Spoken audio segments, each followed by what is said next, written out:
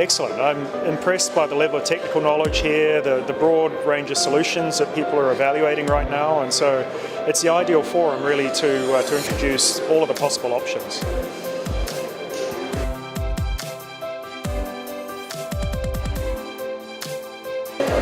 So really, I think methanol is one of the potential solutions for meeting these new sulfur requirements that are coming in 2020. The key things around methanol that people should understand is, first of all, in an Indian context, methanol is approximately 20% less expensive than MGO.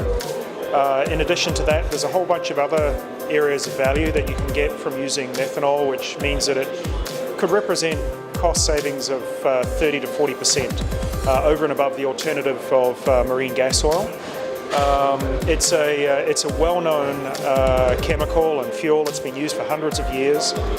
So all of the sort of the considerations around handling and how the market moves and its relation to oil is well understood.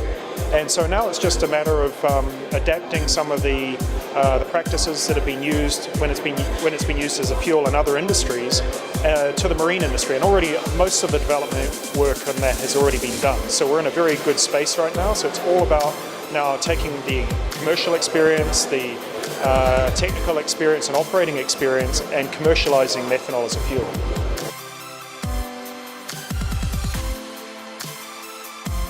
So I think it really depends on the relative cost of marine gas oil and methanol. And India is an area where you've got very high MGO prices, and methanol prices are very competitive here versus other parts of the world. So this would be one of the geographies where it makes a lot of sense to use methanol as a fuel on a pure cost basis. And on an availability basis, you have one of the world's largest production hubs of methanol right in your backyard in the Middle East. So, so availability and pricing are well set up for methanol use.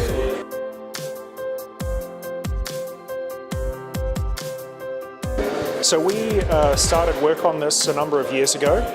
We were involved in working with Stena Germanica, and that was really in terms of observing what was happening. We got a lot of confidence from the work that was done with that and our interactions with Wärtsilä. And so then we worked with our other ship owners, Mitsui O.S.K., Westfold Larsen, Marinvest, and we decided to order 7 methanol dual-fuel powered vessels, which we've been operating since 2016. Our experience with those vessels has been very positive.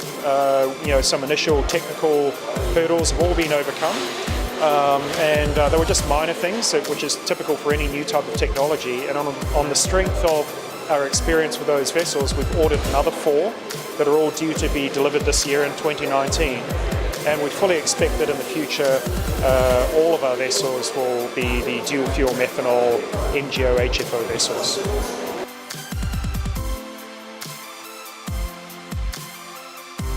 Yeah, these vessels are all 50,000 deadweight ton vessels, so not insignificant investments on our behalf.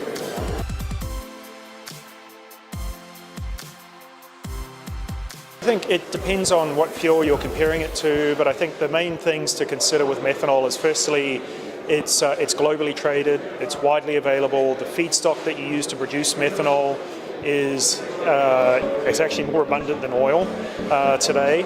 So if you need more methanol production, you can scale that up in the future. It's environmentally benign, and it's a safe fuel to handle, and it's competitively priced. So when you compare that to other fuels, you just need to consider those aspects of it. The other key thing that's not well understood is that methanol is a liquid hydrocarbon, and so it can essentially be used in all of the infrastructure that exists today. The tanks that you use for diesel or gasoline can be cleaned out and used for methanol. It's very low cost from an infrastructure perspective, and low cost to have your ships able to run on methanol and MGO together.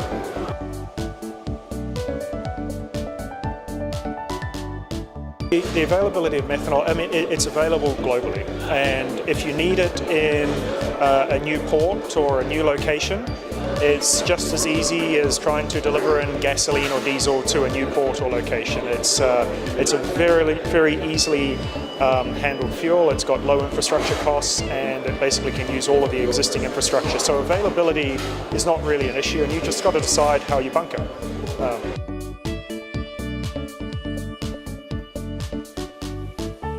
Yeah, so methanol is, like every fuel, you need to understand all of the safety and risk considerations, but methanol is, it's a low flash point fuel, so it has some slightly different handling characteristics than HFO would, but it'll be very similar to gasoline, which is well known, and so the safety practices and procedures and safe handling guidelines, it's all well understood and well known. It's been handled as a fuel for many years, decades, and also as a chemical for 100 years.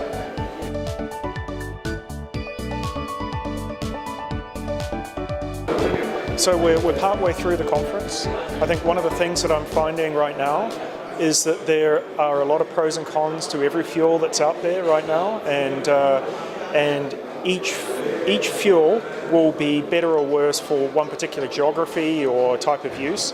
So I don't think there's a silver bullet that's going to be the only fuel that gets used, and certainly I see a lot of opportunities here for methanol, basically from a business perspective, a business model perspective.